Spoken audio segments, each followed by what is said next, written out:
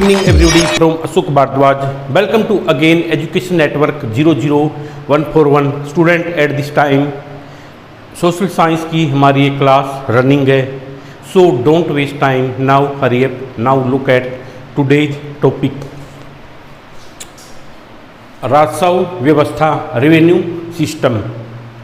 राजस्व व्यवस्था revenue system. आय इनकम. आय का मुख्य साधन भाई, जो इनकम का मुख्य साधन क्या था? भू राजस्व यानी भूमि से कर वगैरह लगान इकट्ठा करना.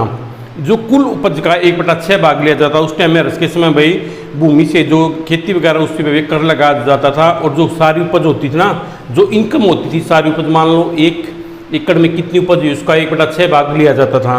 इसे उद्रंग कहा जाता था. इसे उद्रंग कहा जाता था.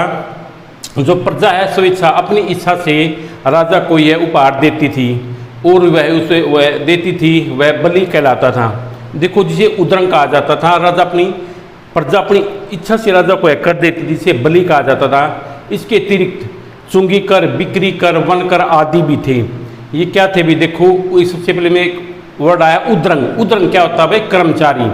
मतलब उद से उद्रंग यानी कर्मचारी का. उद्रंग का मतलब क्या है? कर्मचारी. बलि, बदे यानी पॉइंट एक वर्ड आया है, उसे बलि कहा जाता था. बलि का मतलब ऐसे तो क्या होता है भाई? पुराने समय में देवी देवताओं को प्रसन्न करने के लिए इंसानों के जानवरों की बलि वगैरह चढ़ाई जाती. ज़्यादातर तो जानवरों की बलि चढ़ाई जाती थी, ठीक है. लेकिन इसको कभी कभार कर के टैक्स के रूप में भी इसको लिया जाता था, किसको? इस बलि शब्द का प्रयोग किया जाता था. आगे चुंगी कर क्या होता है? क्या होता है बेटा? जो माल और वस्तुओं पर जो लगाया जाने वाला कर, माल और वस्तुओं पर जो कर लगाया जाता है उसको चुंगी कर बोला जाता है. बिक्री कर, जो वस्तुओं की बिक्री होती है उस पर लगाया जाने वाला कर. वन, जो वनों पर जो कर लगाया जाता है वो. तो उसमें एक बार I repeat the topic again.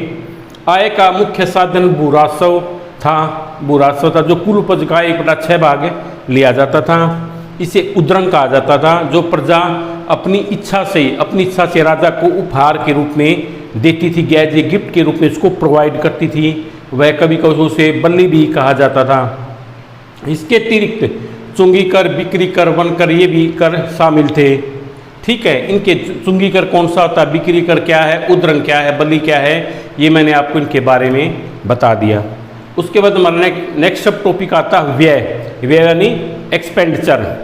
अर्थशास्त्र निम्नलिखित 5 तरह से अपनी आय वितरित करते थे. मतलब 5 वे से अपनी आय को इकट्ठा करते थे, वितरित करते थे, उसको बांटते थे. अपनी आय को 5 तरह से अपनी आय का जो उसमें क्या करते थे भाई, वो जो उसकी इनकम होती थी उसको क्या करते थे? पे करते थे, या उसको क्या करते थे भाई? उसका यूज करते थे, वितरित करते. जो इस प्रकार से फर्स्ट क्या है? दान देना, डोनेटिंग. तो हर्षवर्धन एक दानवीर मतलब दान करने वाला राजा था. उसने जो बिहार के अंदर नालंदा विश्वविद्यालय उसको 200 गांव दान में दिए थे. इसके अतिरिक्त हर्षवर्धन ने मतलब उसने क्या किया भाई? 200 गांव दान में दे दिए. मनी के अलावा, एक्सेप्ट मनी मतलब मनी धन के अलावा उस अपने वस्त्र भी दान दिए थे. उसने धन के अलावा अपने जो स्वयं के वस्त्र है वो भी उसको दान में दे दिए थे. नंबर 2 भाई क्या था वो? हर्षवर्धन प्रजा हितकारी कार्य भी करता था. पब्लिक वेलफेयर क्या करता था? हर्षवर्धन अधिकतर आय प्रजा मतलब जो हर्षवर्धन था राजा था, वो अपनी आय प्रजा के कल्याणकारी खर्चों में, जिसमें प्रजा की भलाई के लिए खर्च करता था. जैसे अस्पताल बनवाना, विश्राम गृह जो रेस्ट हाउस वगैरह बोलते हैं, जो आज के टाइम पर धर्मशाला वगैरह ये बनवाना. जो सड़कें थी जहाँ पर लोग कच्चे रास्तों पर को जाते थे उनके लिए उन्हें पक्के रोड बनवाए. भाई पुल निर्माण, जो जहाँ पर वे नदी पर होते थे भाई, आने जाने में प्रॉब्लम होती थी, जिनको लंबा घूम के आना पड़ता था, तो उसने पुल बनवाए भाई. जहाँ पर लोग अनपढ़ रहते थे भाई उनको वे सभी एजुकेटेड हो, उसने एजुकेशन का अरेंजमेंट किया. भाई लोगों को जो पीने के पानी की प्रॉब्लम थी, पीने के पानी का प्रबंध में वह खर्च करता था. तो हर्षवर्धन राजा एक प्रजा हितकारी राजा था. अपनी प्रजा को ये पूरा मतलब ख्याल रखता था, प्रजा को किसी प्रकार की कोई प्रॉब्लम फेस ना करें.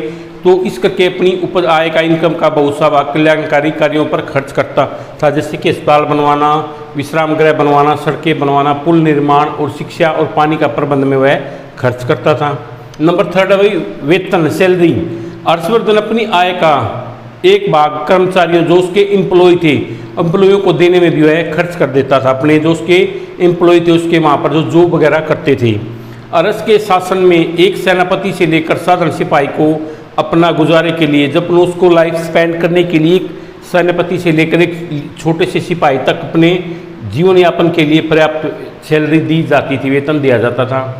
नंबर 4, सेना पर खर्च, expenditure on the army.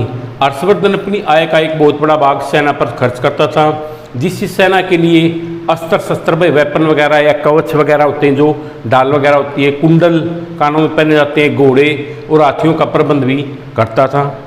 Number 5 क्या भाई, राज परिवार पर खर्च, एक्सपेंडिचर ऑन रॉयल फैमिली। तो अपनी आय का एक भाग वह राज परिवार पर भी खर्च करता था। राज परिवार जो राजा का जो उसका खुद का परिवार था, उसकी रिक्वायरमेंट के लिए उसकी वस्तुएं, ज़रूरत की वस्तुएं और महल जो उसका पैलेस था उसकी मुरम्मत करवाना, ये शामिल थे। Okay students, today's class ended here. I hope you must have enjoyed today's class. I will discuss with you next topic in next class. So thanks for this cooperation.